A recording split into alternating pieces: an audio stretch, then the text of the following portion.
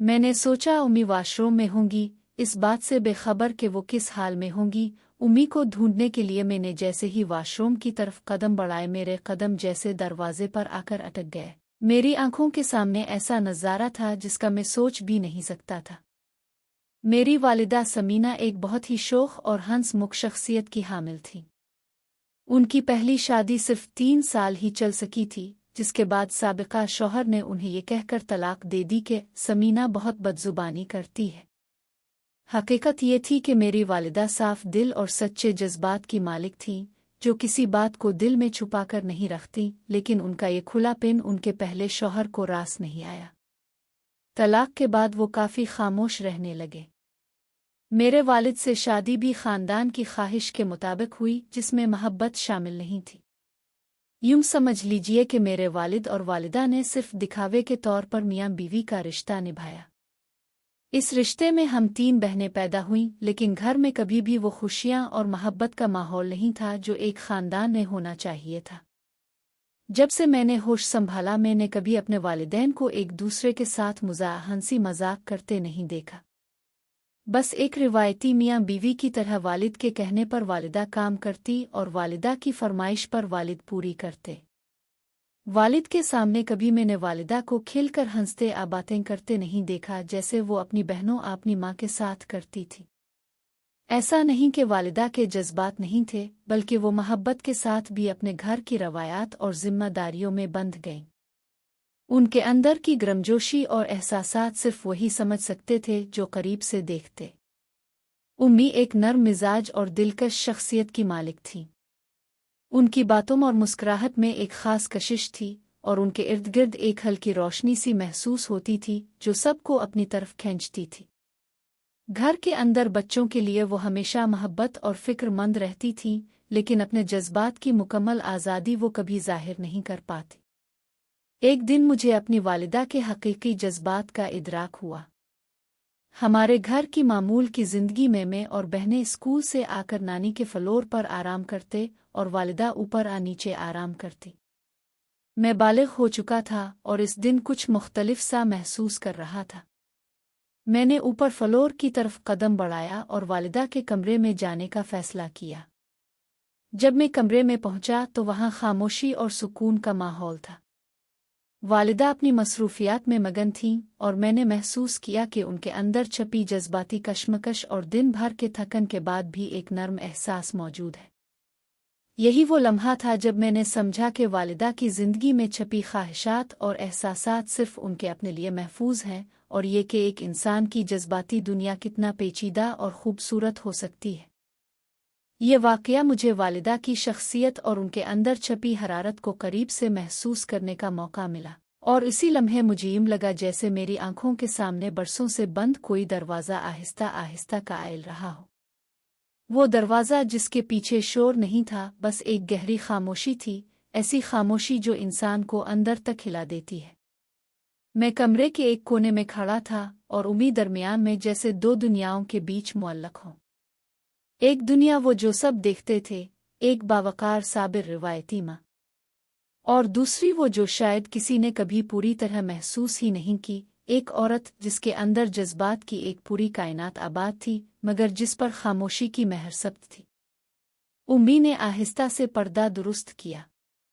ये एक आम सा अमल था, मगर इस लम्हे मुझे यूं लगा जैसे वो सिर्फ पर्दा नहीं हटा रहे, बल्कि अपनी जिंदगी के किसी ऐसे हिस्से को समेट रही हों जिसे वो खुद भी खोलने से डरती थी। उनके हाथों की जुम्बिश में थकन थी और इस थकन ने एक अनजानी सी बेकरारी। मैंने पहली बार महसूस किया कि घर की दीवारें भी कुछ कहती हैं।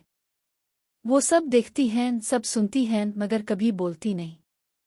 शायद इसीलिए इस कमरे की फिजा में एक अजीब सी नमी थी, जैसे बरसों के रुके हुए एहसासात यहाँ आकर ठहर गए हों। उम्मी कुर्सी पर बैठ गई। उनकी पुश्त सीधी थी, मगर कंधों पर वक्त का बोझ साफ नजर आ रहा था। उन्होंने गहरी सांस ली, जैसे कुछ कहना चाहती हों, मगर अल्फाज का इंतखाब मुश्किल हो। जिंदगी ओ वो राग गई। फिर हल्की सी मुस्कुराहट लबों पर सजा ली। जिंदगी हमें बहुत कुछ सिखाती है, बगैर पूछे। मैंने सर हिलाया, मगर दरअसल में उनकी बात नहीं, उनके लहजे को सुन रहा था। इस लहजे में वही हरारत थी जिसे मैंने अभी महसूस किया था, एक ऐसी हरारत जो अंदर ही अंदर जलती रहती है, बाहर धुआं तक नहीं निकलने देती। कुछ लम्हे हम दोनों खामोश रहे। वो खामोशी अब अजनबी नहीं लग रही थी, बल्कि किसी पुराने जान पहचान वाले दर्द की तरह थी। मुझे एहसास हुआ कि उम्मी ने अपनी जिंदगी में बहुत कुछ कुर्बान किया था, मगर इस कुर्बानी का चर्चा कभी नहीं किया। वो बस देती रहे, अपना वक्त, अपनी तवानाई, अपनी ख्वाहिशात, और बदले में सिर्फ खामोशी कबूल कर ले। इसी लम्हे मुझे नानी का चेहरा याद आया, जो अक्सर कहती थी, औरत मजबूत तब बुनती है जब वो खामोशी को अपना हुनर बना ले। मैं इस वक्त ये बात नहीं समझता था, मगर आज इस खामोशी का वज़न मेरी सांसों पर महसूस हो रहा था। उम्मी ने अचानक मेरी तरफ देखा। उनकी आंखों में कोई सवाल नहीं था, बस एक इल्तिजासी थी, जैसे वो चाहती हों कि मैं कुछ समझे बगैर भी सब समझ जाऊं। मैंने नज़रें चरा लीं, इसलिए नहीं कि मैं कमज़ोर था, बल्कि इसलिए कि बाज़ सच आंखों से आंखें मिलाकर नहीं देखे जाते। मैं कमरे से निकल आया, मगर उम्मी की मौजूदगी मेरे साथ साथ चलती रही। नीचे सीढ़ियों पर कदम रखते हुए मुझे लगा जैसे हर सीढ़ी मुझे बालिग होने के किसी नए मरहले में ले जा रही हो। मैं अब वही नहीं रहा था जो कुछ देर पहले था। रात को बिस्तर पर लेटा तो नींद आंखों से कोसों दूर थी। ज़हन में उम्मी की बातें नहीं, उनका खामोश लहजा गूंज रहा था।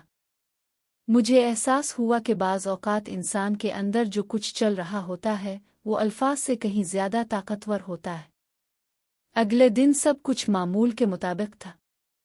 उम्मी नाश्ता बना रही थी, बहनें हंस रही थीं, अबू अखबार पढ़ रहे थे। मगर मैं जानता था कि इस मामूल के पीछे कुछ ऐसा है जो कभी भी आम नहीं हो सकता। उम्मी की मुस्कुराहट अब मुझे मुख्तलिफ लग रही थी, जैसे वो मुस्कुराहट नहीं एक पर्दा हो। दोपहर के वक्त में अकेला घर में था। उम्मी कहीं गई हुई थी। मैं ऊपर वाले कमरे में चला गया जहां कल वो लम्हा ठहरा था। कमरा बिल्कुल वैसा ही था, मगर फिजा बदली हुई लग रही थी। मैंने खिड़की खोली तो हुआ का एक झोंका अंदर आया, जैसे किसी बंद एहसास को सांस मिल गई हो।